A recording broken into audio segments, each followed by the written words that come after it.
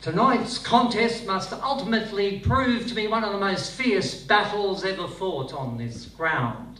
I was just talking to little Lenny Lucifer, and he told me that Get Behind Me Satan's a little sore after the last outing, but he assured me he won't be scratched unless, of course, he gets an itch, and he moves in nicely. Next to him, Sammy Sparta steers Battlefield into the box.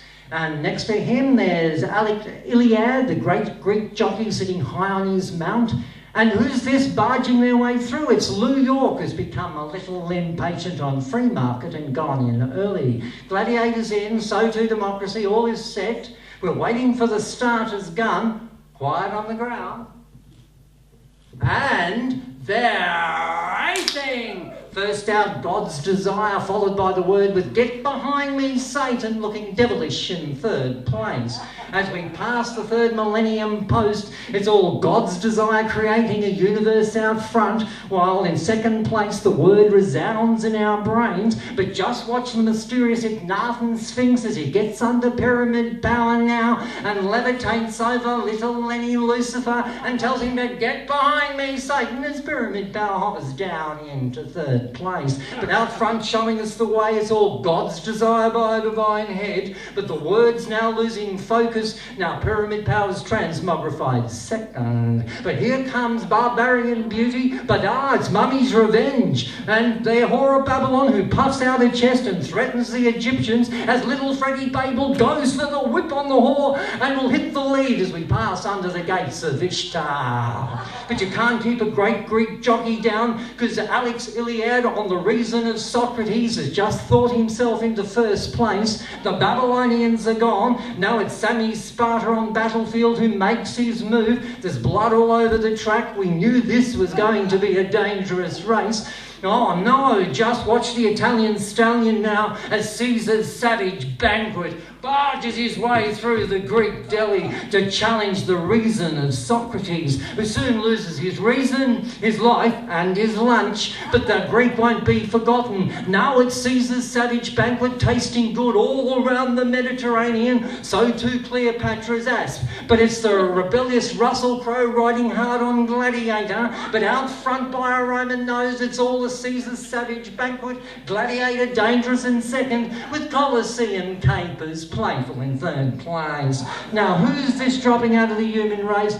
It's Buddha's compassion. Proved too much blood and bone for him. As we change calendars now for Jesse Christ on his Mount Jerusalem way, who's miraculously manifested second place. But out in the Roman villa's garden, Caesar's banquet is beginning to go off, because here comes Barbarian Beauty and she's attacking from the north. Oh my God, Barbarian Beauty has just stood on the Caesar savage banquet and the whole pack's come plummeting down. There's been a terrible fall on the track, folks. Only Get Behind Me, Satan picks his way through the fallen. There's no sign. The stewards are calling off the human race now that Jesse Christ has been resurrected, and everyone looks to his Mount Jerusalem way for guidance. Entering the dark ages now, here comes Pagan's Picnic. She's neck and neck with Get Behind Me, Satan, though verily it's all Jesse Christ on Jerusalem way, gathering believers as we gallop through the medieval period.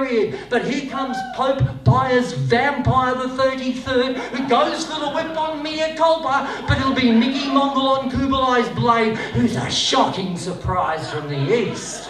Now it's Fatwa on Jihad of Arabia who makes a go, but he won't go unchallenged, because here comes Crusader's Itch, raping, burning and pillaging his way through the Holy Lands. Fatwa stands strong, while out in the medieval cloister, Mea Culpa's appears to be losing credibility, now that Luther's illumination has nailed his manifesto on the second place. But just watch the ill-tempered Henry Tudor barging his way through and joining the fun on the head of Anne Boleyn. Sir Walter Raleigh's there, giving all he's got on Lizzie's day. Guillotine Glory turning the track red. Let's face it, no one knows what's happening, folks. But here comes Napoleon Bonaparte, brandishing his whip on Short Man Syndrome.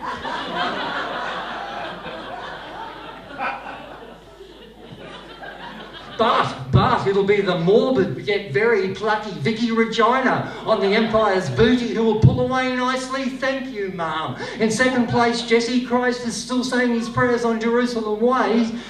Out front by an army in a rage, it's all the Empire's booty. Holy shit, in all my years of racing, I've never seen another one like this, as the Führer's favourite puffs out his chest, yah! And goose steps himself into first place, yah, yah! Empire's booty is crumbling, Sir Winston is there. Now it's Tokyo Rose, who falls from the sky on Kamikaze Delight to join the Führer's favourite, going ballistic in the lead. This bad-tempered pair's biting everyone in sight, but here come the cavalry folks, as little boy on Enola Gay goes after Kamikaze Delight with a bang. In first place, Free Market stands on the Führer's favourite and immediately starts covering up the third world. Enola Gay looking brutal in second, while in third place, Hollywood is growing fat on bullshit. But just watch little Johnny Starlin now as he's murdering his way through the pack on Kinky Kremlin. Now who's this falling on the track? It's Bricks of Berlin, who takes Kinky Kremlin and Chernobyl Bay with him. Back in the land of the free, Christian militias having a revelation on Armageddon.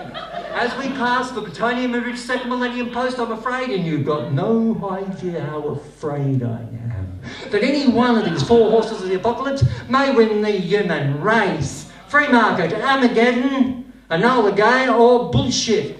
But they won't go unchallenged, because Fatwa has returned, and he's whipping Jihad of Arabia up into a frenzy. But it's very unsporting of Fatwa, because he's just turned round and struck New York across the face. It's a very nasty blow at ground zero.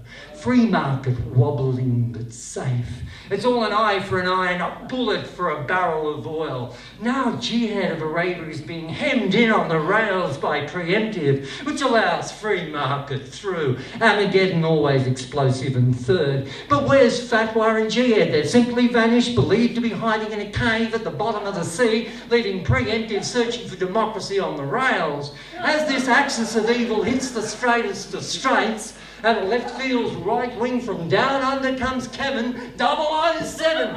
Too late to say sorry again, he's just been knifed in the back by Julia's surprise. But really, folks, much more substantial is Hillary's promise, talking up big out front, while round the outside comes Barack Obama on I Had Martin Luther's Dream. It's Hillary. It's Osama. No, it's Obama. But Fukushima! Will you look at this ugly radioactive monster explode into the lead? All the others are frustrated or fallen away, except for Greenpeace, who's riding heroically now on Save the Day, who's desperately trying to ram Fukushima as this ugly brute slides into the seven seas. We interrupt this program to a notice that the human race has self-terminated.